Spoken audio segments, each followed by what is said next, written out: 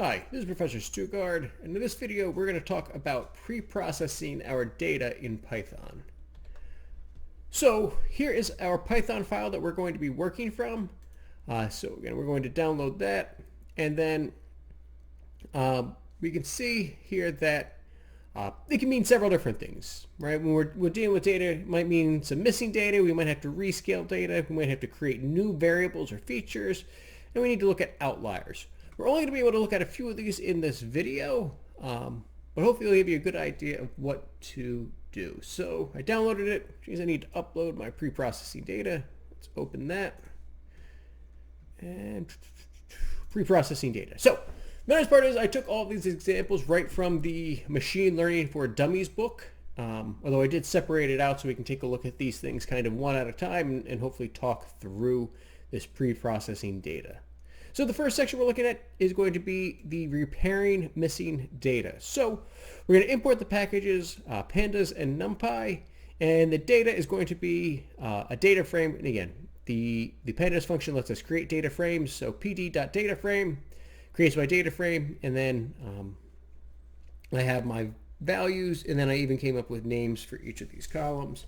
But we'll run the code that stores it, and now we're going to print the code. So I'm going to do a few things here. Let me actually comment this one out for now. I'm going to run my code, which is just print my data. And so we print my data. We define the columns A, B, and C. However, we did not define our rows. So again, it's just our counting variables. Python starts counting at 0. So row 0, 1, 2, 3, 4. We store the values. Let's see, 1, 2, and then missing data. Missing data, 2 missing data. So the NaN is our missing data in this case. When we do printing, this part here, that single quote, the apostrophe, I guess, and then the \n, what that's going to do is give us another line, so that when I print my next line in the same cell, which is going to be my data, and what I want to do is I want to know my data, and then I'm going to apply the function is it null, right? Is my data missing? Is there null data, the NaN, which is going to return the Boolean value, either true or false. If it's true, that's 1. If it's false, it's 0. And then what I'm going to do is then sum that up, all the 1s and 0s. So here, we'll run the code. And so we see, okay, looks like in row 0, there was 1 missing data. And again, I look at row 0, there's only 1 missing data. Row 1 had 2 missing data. And again, clearly I can see that, and so on. Now, just real quick, I'm going to cut. If I didn't include that line, see how they're right on top of each other? It looks really sloppy. That's why we included that that \n to give us some space if we're trying to work in the same cell.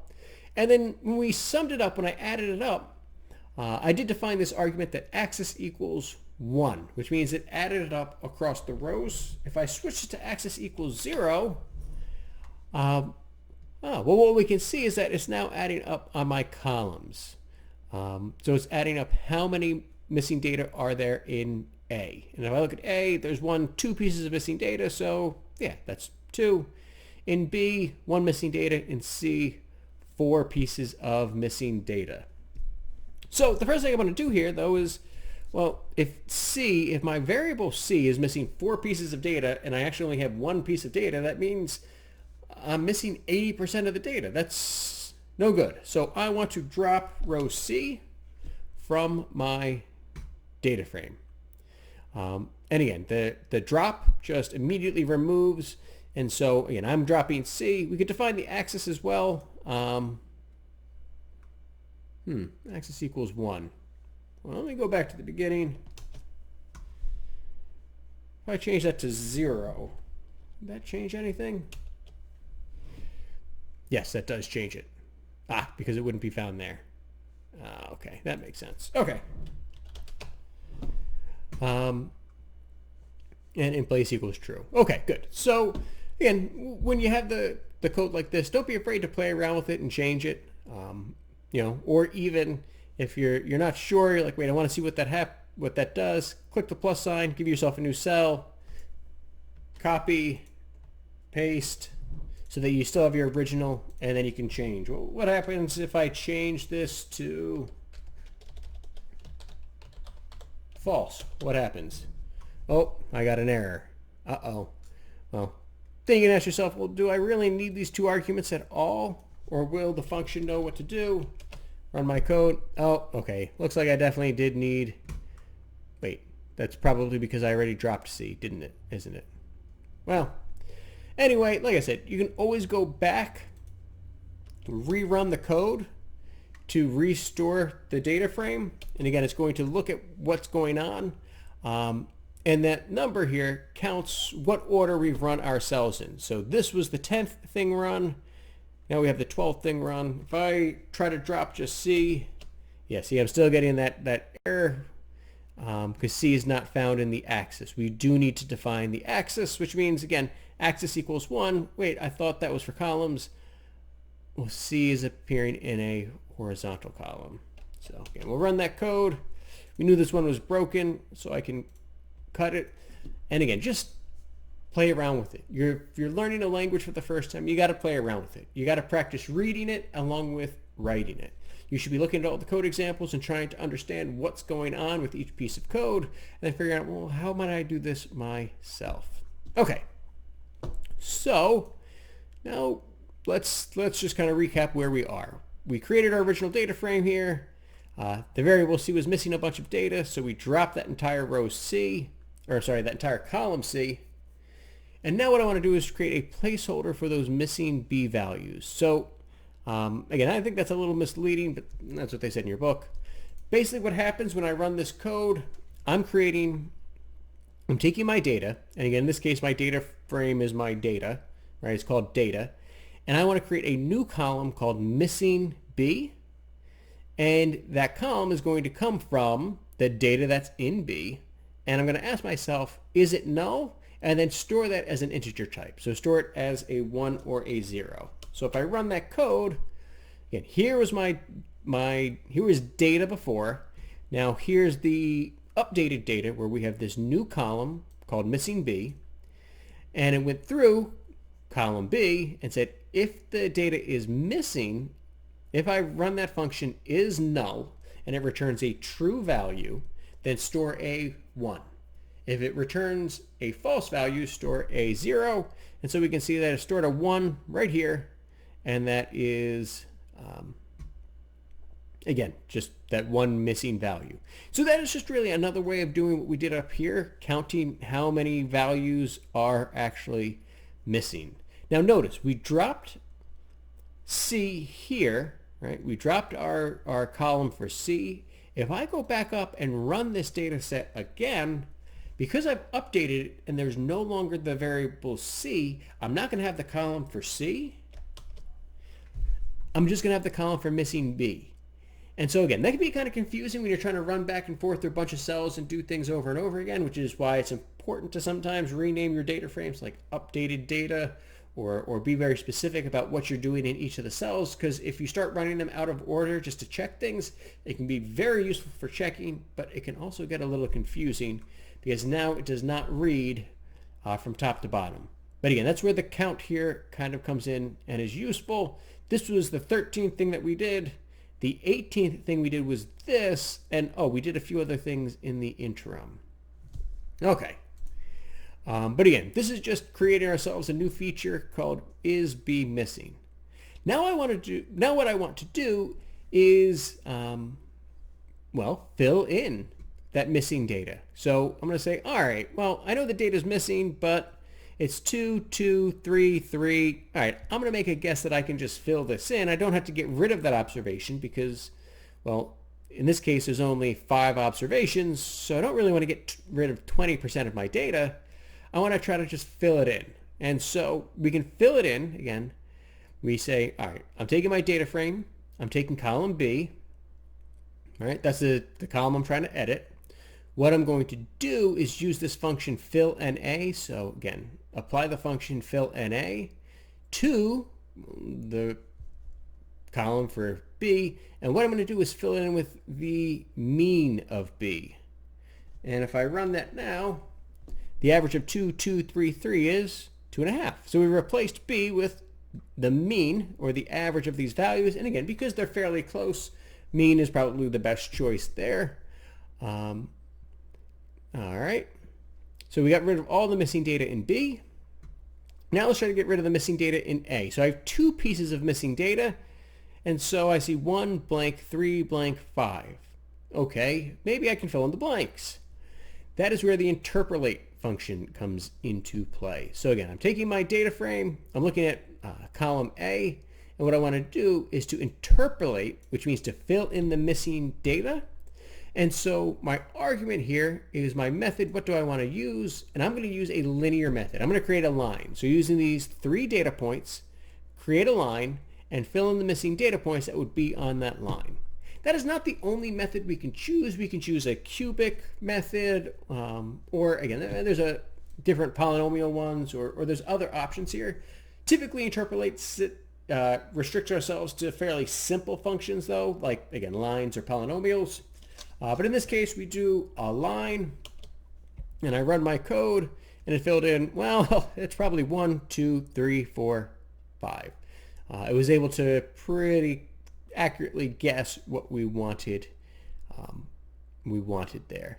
Now, here's the cool part. If I go back and now ask myself what data is actually missing here, and I run my code again, there is no missing data. A is missing 0, B is missing 0, and then again, I still have that column missing B, which I suppose I don't need at this point, and I could drop it.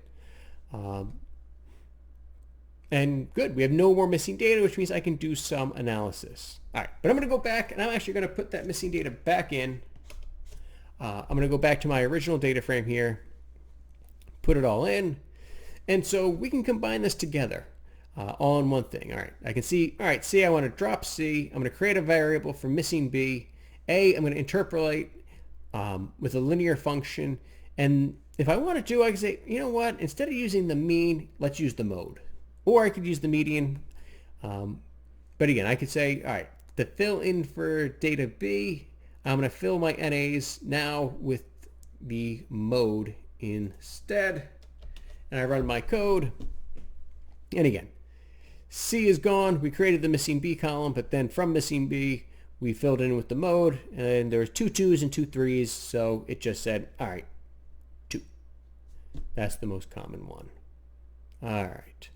So again, just like I said, play around with these files, see if you can figure out other ways to mess around with the data, and see what happens. All right. So the next thing I'm going to do is let's take a look at some other data sets and some visualizations here. So from sklearn, which is again one of our top machine learning packages and libraries, I want one of the data sets from there. So I want the data sets, and I'm going to import the function fetch openML, which is again the openML for machine learning data sets. So I'm going to store in as my variable housing. All right, housing, and use the function to fetch my data, where the data is named house prices, and I do want this as a data frame. And so the way that this data is stored for the machine learning, it is stored where we have data or our features, and then our target. And so I want to say those are X and Y. Now, the convention is when doing machine learning that our data, all of our features, all of our variables is stored as a capital X because it stands as a matrix, where it is, again, well, a matrix of different values and data and variables and across a bunch of different observations. And again, convention says that we use a lowercase y for our target, because our target is just going to be one single variable. It's going to be just a vector, not necessarily an entire matrix. So again, I'm going to run my code. Well, we see that little star there. We see that the code is still running because, again, basically it's got to go import that from online. That went away, so we must have it. And I can take a look here. So capital X dot describe to actually see what's going on here with my data set. And so it looks like I have 8 rows and 37 columns. If I'm trying to describe this, that's not actually my data set. That's just the 8 rows is the count, the mean, the standard deviation, the min. Based on my 5-number summary, right? The Q1 is 25%, the median is 50%, Q3 is 75%, and the max. And then the 37 columns is actually the 37 variables in my data set. So we have the ID, MS subclass, lot frontage, lot area, overall quality, overall condition, year built, year remodeled. And again, there's a bunch of missing variables here, right? The dot, dot, dot. And again, all of this different data that we can use to hopefully learn a little bit more about this. I'm going to add myself a row. If I just wanted to look at capital X by itself and not just describe it, I can see, all right, there's 1,460 rows, which means that there's 1,460 houses listed here. And again, the 80 columns, the 80 variables. Notice that the describe, again, if I'm doing describe, those are just looking at only the numerical values, right? If I'm looking at count, mean, standard deviation. So this is that there's 80 columns, so 80 variables, but only 37 of them are actually numeric for me to look at. And again, just by looking at this, we can see street, paved, alley, none, lot shaped, regular, irregular, one. So again, there's definitely some variables here that are not numeric, so it wouldn't make sense to describe them using a numerical summary. So again, describe gives us just a numerical summary, and let's note there's 37 numerical variables to look at. And if I just chose just the features themselves, there's actually, like I said, 80 different variables across 1,460 different observations. And if I do my lowercase y, this is sale price. Again, that's my target. So again, what do I want to predict? I want to predict the sale price of a house. So that is my target in this data set. And again, that's the sklearn, these data sets that kind of come preloaded for us to do exploration on. There's always going to be the data and the target for them. All right, so again, we just kind of took a look at what is actually going on here. We have our sale prices. So I want to actually use a graph to see if there's some outliers in my sale prices here. So that means I need to import my graphing package. So again, I didn't need it up to this point, so I'm going to just import it now as I need it. I'm going to do an inline graph, and I want to do a box plot. So PLT, again, right, that's my kind of my call sign for the matplot library using pyplot. And I just want to do a box plot with my data Y and then the PLT show. Again, that's just to make it look a little bit cleaner. And so I see, all right, here's my box plot. So the orange line is my median. So it looks like the median sale price is, I don't know, like 175-ish, somewhere around there, maybe 150. We have the minimum. And then all these dots are my outliers. So in this data set, there's quite a few dots up here. So there's definitely some outliers here at the upper range of the prices. So it looks like we got like 2 up here over 700,000. We got like 5 here between 500 and 600,000.